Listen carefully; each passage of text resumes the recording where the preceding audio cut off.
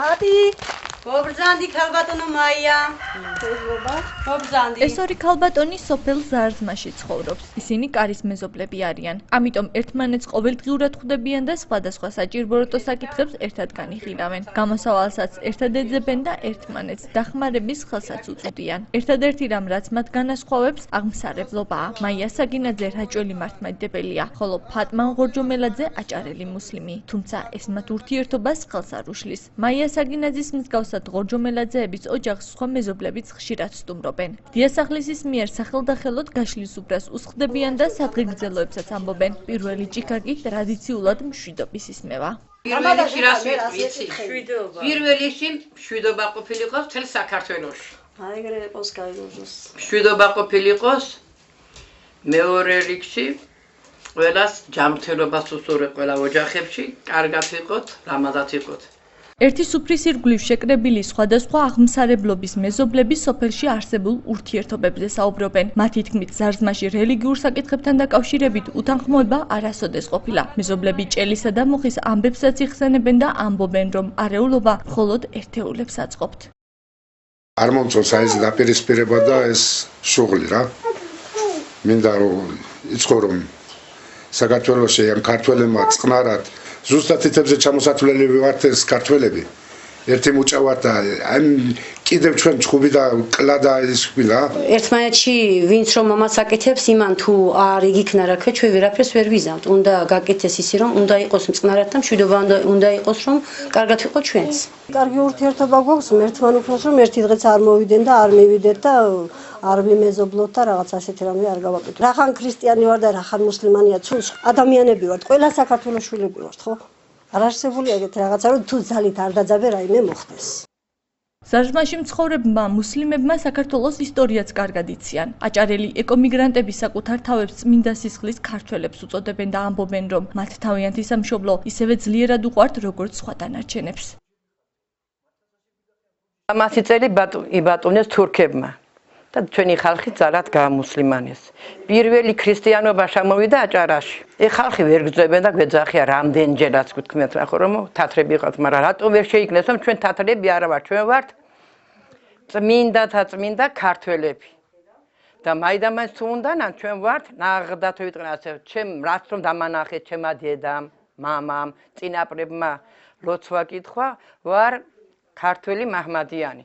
კაცი იყავ კაცური და სადაც გინდა იქ ლოცე ვარ, ახლა მუსლიმანი, მე მაგით რა მნიშვნელობა აქვს. სოფელ ზარზმაში ორივე აღმსარებლობის ადამიანებს საკუთარი სალოცავი აქვთ. ქრისტიანები ზარზმის მონასტერში ლოცულობენ, ხოლო მუსლიმები თავიანთ ხელით აშენებულ მეჩეთში. ზარზმის მონასტერში საკვირაო სკოლაც არსებობს, სადაც სასულიერო პირები სოფლებში მცხოვრებ ახალგაზრდებს მათემატიკაში ამეცადინებენ. კითხვას, რა სარწმუნოების ახარ ტაძრის მოძღვრები ბავშვებს არ უსვამენ. წარმატებული მოსწავლეები შემდგომში სწავლას ვლადიმერ კომაროვის თბილისის ფიზიკა-მათემატიკის სკოლაში აგრძელებენ.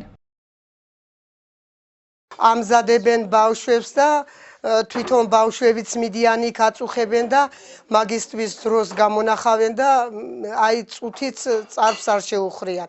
აი მაგათი იმით ბავშვებმა თბილისში კომაროვის სკოლამდე მიაღწიეს, მაგალითად ჩემი შვილიშვილი იქ მონაწილეობს, თვითონ მოამზადა. თვითონ ბავშვები, რომლებიც აქ ცხოვრობენ ადგილობრივები, თითქმის ამეზოში არის გაზრდილი სუყველა და ახლა ბავშვს როდესაც შემოდიან ახლა ჩვენთან ურთიერთობაში, რაც საჭიროა ბავშვისთვის სითბოა, სიყვარულია, თუ პლევოს ამას კიდე იქით რაღაც პატარა წახალისება, როგორც ერთისთვის ავართ, ისე ვართ, მეორესთვის არასდროს არ გაგვირჩევია არც ერთი ერთმანეთისგან.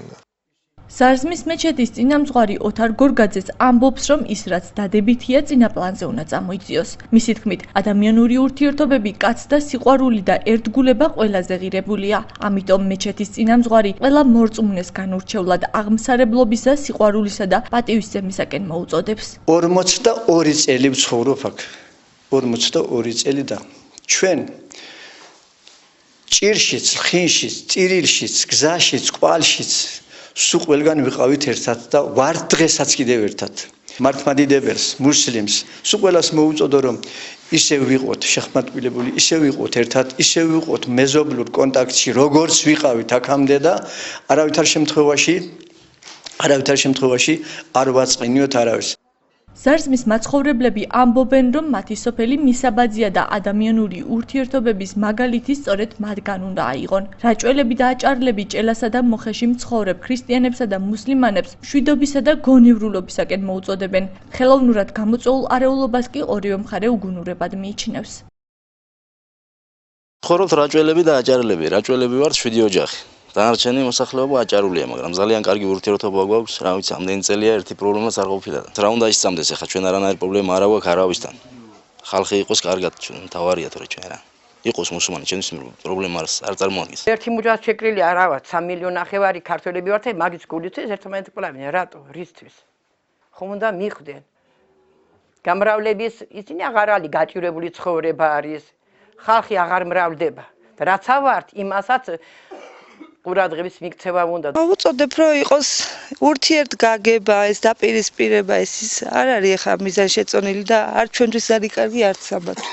ზარზმაში ეს მე არასოდეს არ მიგწვნია არც ერთისგან, რა ვიცი და ანალოგიურად ჩვენგანაც ამათ არ უგწნიათ.